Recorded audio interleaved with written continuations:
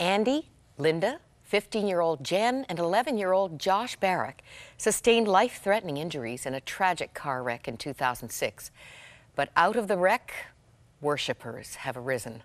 The book Miracle for Jen that Linda has written with John Perry is a detailed account and a faith-enhancing journey above and beyond as you catch a glimpse of God's ways, His faithfulness, His big picture purposes, and those who were willing to embrace it.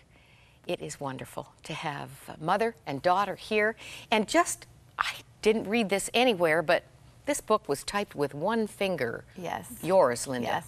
Why just one? Well, my left hand still doesn't work properly, and I can type with my pointer finger, but the rest don't move properly. But my husband and I still live with a lot of pain, a lot of nerve pain, and Andy actually has 3 plates and 12 screws in his hip. 3 plates, 12 screws. Yes.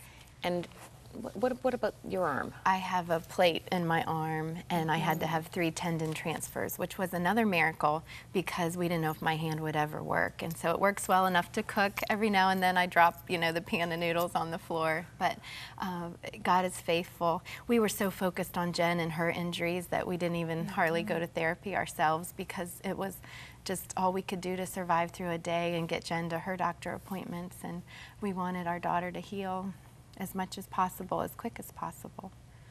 You're both so beautiful.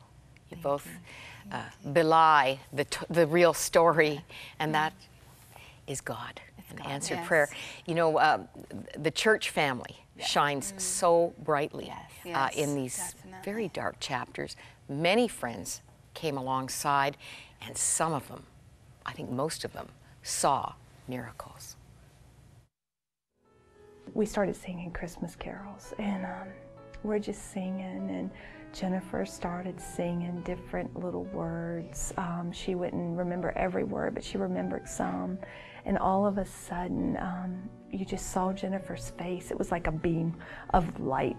It was just, she started smiling, just almost like she didn't even see us sitting there anymore. And she was smiling, and Linda was on one side of her, and I was down kneeling at the other, rubbing her leg as we were singing. And I just remember all of a sudden we were singing Silent Night, and Linda, we just stopped.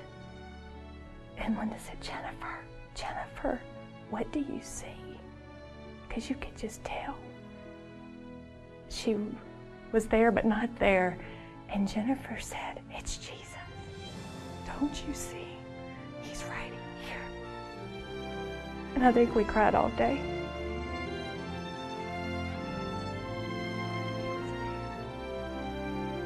And Jennifer was just talking to the Lord, and she was saying how indescribable He was. And then she was asking Him, what do you want me to do?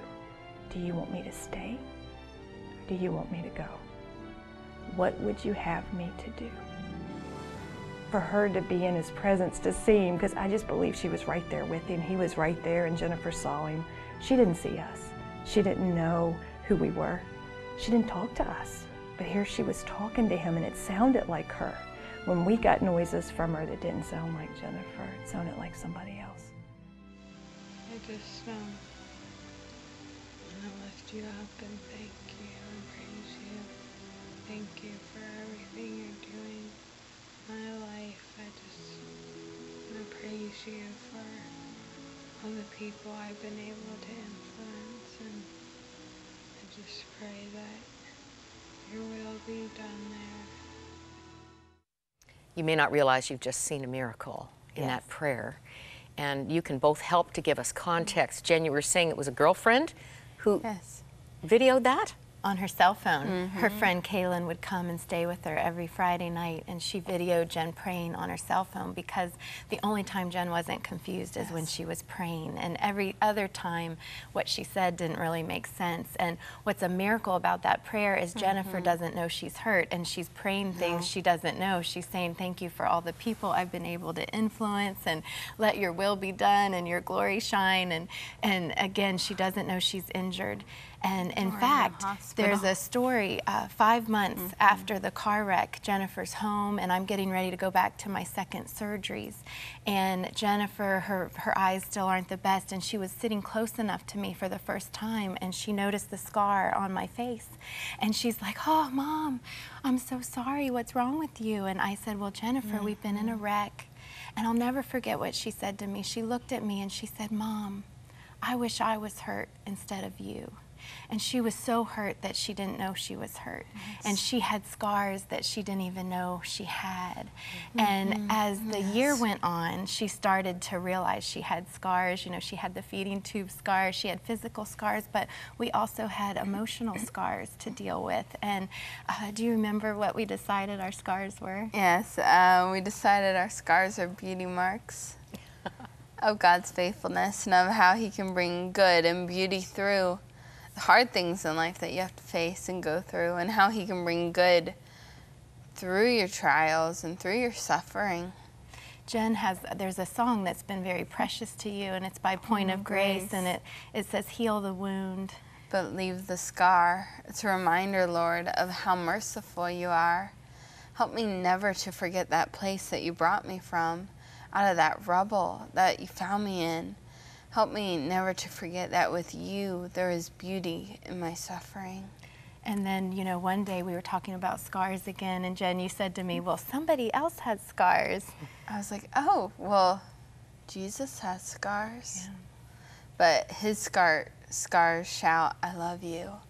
His scars shout, "You were worth it." And they say, "I would do it again if You were the only one," and that I care so much about You. What a beautiful perspective, I'm sure. The Lord opening new eyes to see something very personally difficult for women. Yes. Image is such a huge thing. Yes. Yes. And you do conceal some pretty significant scars very well. And I wonder what teenagers who are cutting themselves see and hear when you speak and tell your story, your perspective, Jen. Well, I just mainly hope that they will realize that God accepts them just for who they are, and He loves them, even though they have had that addiction of cutting themselves, but that God has so much in store for them, and that He wants to help them be able to experience that and help make all things new for them. Jen reminds me all the time that God doesn't condemn us, that He gives us a second chance. Definitely. And we are actually getting hundreds of letters from teenagers that are reading the book Miracle for Jen, and that is ministering to them. And they said, "No longer am I going to look at my scars, but I'm going to look at them as beauty marks." And we find as we travel and speak, everyone is broken in some way. In some way. It might not be physically, but it might be broken dreams, a broken home, a broken relationship, broken families. And so this book really inspires people, wherever their brokenness is, that their hope is in the Lord, and that God will not fail them, and that He does give them a second chance. It is a book for people of every age. Yes. And there's 4 people involved. Just for starters, 4 people involved, and then the whole church family. And that's another significant part of this story. We want you to just see one more clip here that emphasizes the mystique, the mystery of what was happening in the midst of a very dark season. Dad reflecting. Yeah, that was quite an emotional time where we just cried and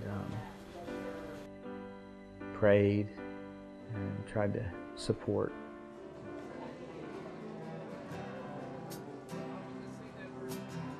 I'll never forget the day that I'm sitting next to her bed in the wheelchair and she's praying out loud, "Father, thank You for healing me and raising me up." And she can't even sit up. She doesn't even know she's hurt. And she's praising Him in advance for what He's going to do. And I believe God was ministering to us through Jen. Well, the doctors warned of some very distressing symptoms that mom and dad should expect as Jen was coming out of the coma. That's not what happened, and that is going to be in our next segment. So you want to stay with us, and you want to read the book. Here's how to get your copy of Miracle for Jen. Jennifer Barrick was a beautiful, bright 15-year-old girl who was passionate about sharing the love of Jesus that she had found. She recorded intimate journals reflecting her deep desire to lay down her life for God, even if it meant she had to stand alone. A couple months later, the Barrick family was struck by a drunk driver, leaving Jen in a coma for 5 weeks. When she awoke, Jen didn't recognize her family, didn't know how to brush her teeth or what to do with a shoe. But she remembered scriptures and every word to every praise song that she had hidden away in her heart before the accident. As friends and family would gather to worship in the hospital, Jen would see Jesus there among them, and she would reaffirm her commitment to do whatever he wanted her to do. Prayers for total healing were petitioned by many, but a loving God had something else in mind. Instead of making her normal, God is making Jennifer and the whole Barrick family extraordinary. They are living above their circumstance, beyond their own strength, and in the fullness of Christ as they trust in Him. Miracle for Jen is our thanks to you as you partner with us. We invite you today to become a Crossroads Foundation member with a monthly pledge of $30, a Builder member at $60 a month, or a Crossroads Council member at $100 per month. To receive your copy, call 1-888-288-0003 with your membership pledge or special gift. You can also write us or visit crossroads.ca.